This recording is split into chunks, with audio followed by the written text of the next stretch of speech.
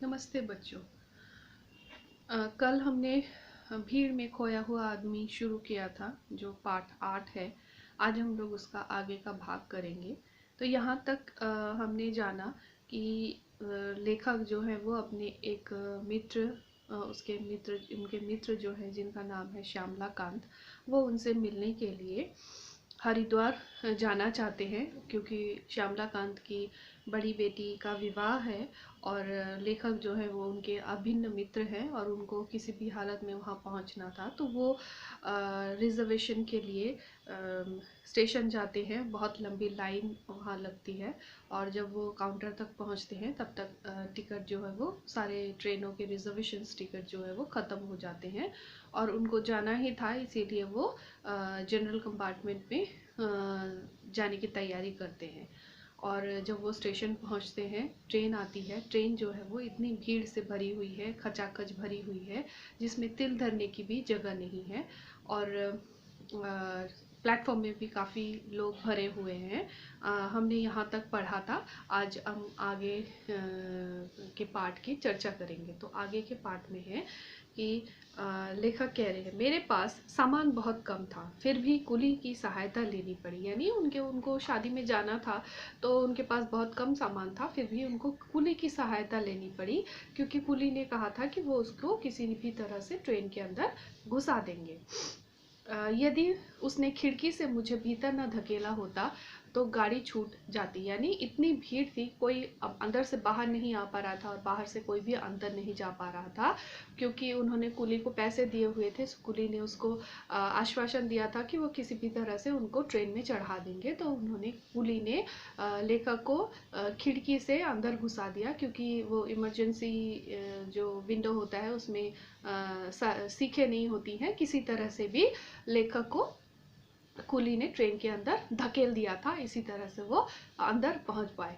लक्सर में मुझे गाड़ी बदलनी थी। तो लक्सर जो है वो एक स्टेशन है जहाँ से उन्हें एक और गाड़ी चेंज करनी थी, ट्रेन चेंज करनी थी। किसी तरह खिड़की से बाहर कूदा तो क्या देखता हूँ। यानी वो फिर से जब वो बाहर निकले ट्रेन से जब उतरे तो वो फिर से खिड़की से ही निकले क्योंकि उनको अंदर दरवाजे से निकलने की व्यवस्था ही नहीं थी। व्यवस्था नहीं थी मत कहना गलत है, एक्चुअली इतनी ज़्यादा भीड़ थी, लोग इतने खचाखच भरे हुए थे कि और दरवाजे से बाहर निकलने की हिम्मत ही नहीं हुई या उनको रास्ता ही नहीं मिला। उन्हें खिड़की से ही बाहर निकलना पड़ा।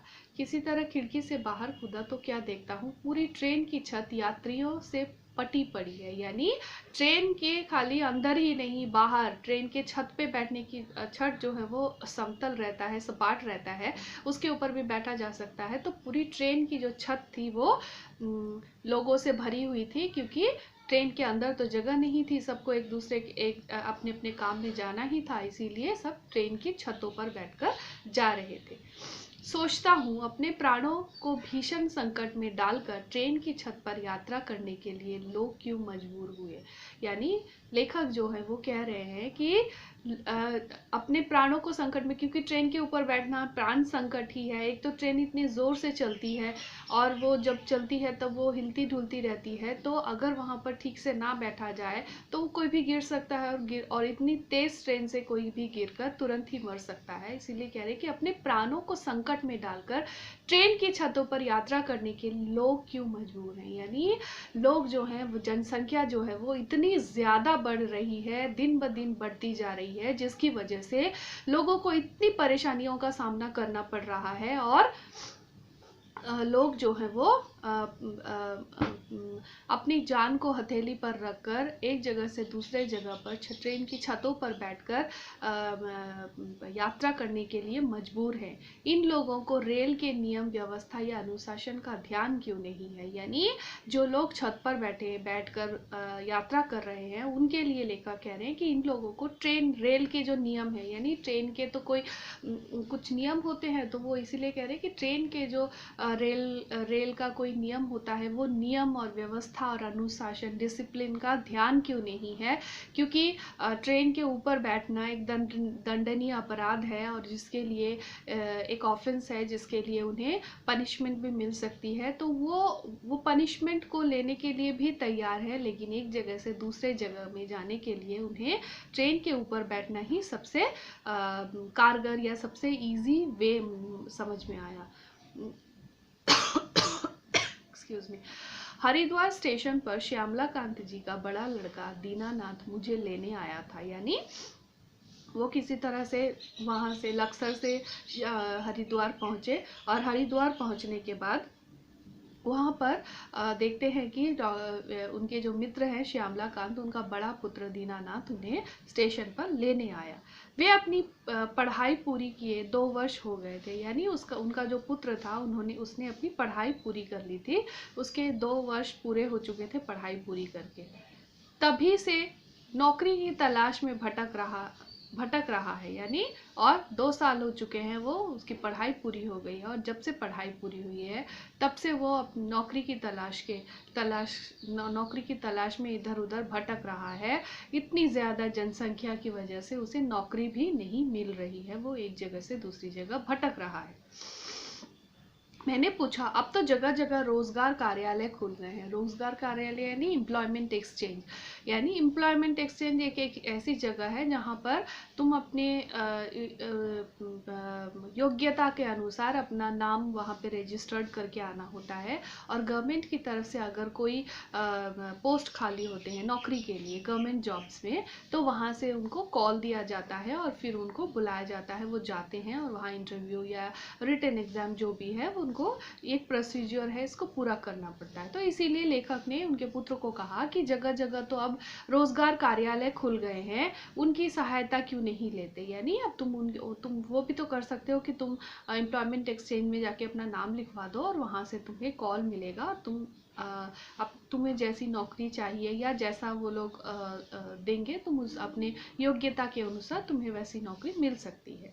कहने लगा, चाचा जी वहाँ भी गया था, पूरे दिन लाइन में खड़ा रहने पर जब मेरी बारी आई तो अफसर बोले, भाई नाम तो तुम्हारा लिख लेता हूँ पर जल्दी नौकरी पाने की कोई आशा मत रखना। यानी उसने कहा कि मैंने आप जो बोल रहे हैं वो मैंने किया, मैंने नौकरी पाने के लिए एम्प्लॉयमेंट एक्सचेंज में जब मैं गया, मैंने लंबी लाइन लगाई, सारा दिन मैं खड़ा रहा और उसके बाद मैंने अपना नाम भी लिखवाया, लेकिन वहाँ जो ऑफिसर थे उन्होंने कहा कि ये मत सोचना कि तुमको जल्दी ही नौकरी मिल जाएगी, ऐसा है नहीं कि जल्दी नौकरी तुमको मिल जाए, क्योंकि बहुत ज़्यादा जनसंख्या है और नौकरी जो है वो बहुत कम है, क्योंकि रिसोर्सेज जो हैं वो बहुत कम है और हमारे जो वांट्स हैं वो बहुत ज़्यादा बढ़ गए हैं। अगर इकोनॉमिक्स पढ़ते हो तो उसमें सबसे पहले यही कहा जाता है कि resources are there are less resources than the wants. तो हमारी जो ज़रूरतें हैं वो बढ़ती ही जा रही हैं, लेकिन हमारे जो सुविधाएं हैं वो बहुत कम होती जा रही है। तो यही हालत यहाँ पर भी है कि नौकरी तो है लेकिन बहुत कम है और लोग जो है वो दिन ब दिन बढ़ते जा रहे हैं।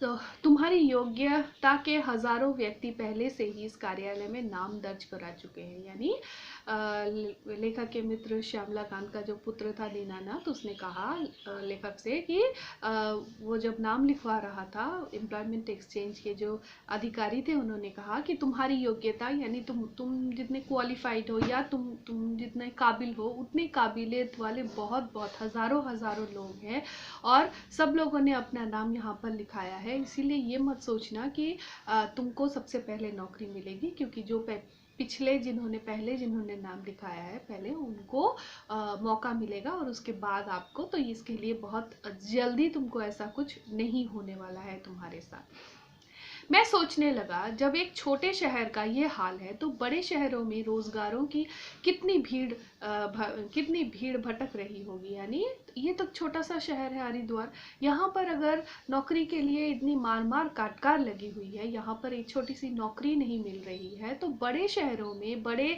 जहाँ पर बहुत ज़्यादा लोग हैं, जहाँ पर लोगों की भरमार भरी हुई है, वहाँ पर क्या होगा, वहाँ की परिस्थिति कैसी होगी, इसी को लेकर लेखक सोच रहे हैं और दीनानाथ से बातें करते हुए वो उनके घर की तरफ जा रहे हैं। साथ में लेखक ये भी सोच रहे हैं कि हम लोगों में की भारत की स्थिति दिन ब दिन खराब होती जा रही है, इसके लिए हम सभी जिम्मेदार हैं।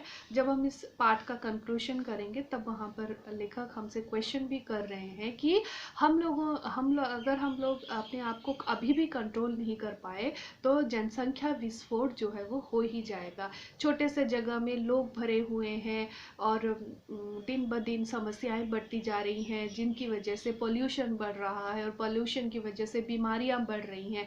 ऐसा नहीं है कि बीमारियों से लोग मर रहे हैं, जितने लोग मर रहे हैं उससे डबल बच्चे पैदा हो रहे हैं। और रिसोर्सेस जो है वो खाने की चीज़ें कम होती जा रही हैं, ज़रूरतें बढ़ रही हैं, लेकिन चीज़ें बहुत ज़्यादा कम है। तो इन सब चीज़ों को लेके लेखक जो है वो बहुत ज़्यादा चिंतित है। तो आज का पाठ यहीं तक, अगला भाग हम अगले वीडियो में करेंगे। अपना ध्यान रखना और पढ़ाई करना। धन्यवाद।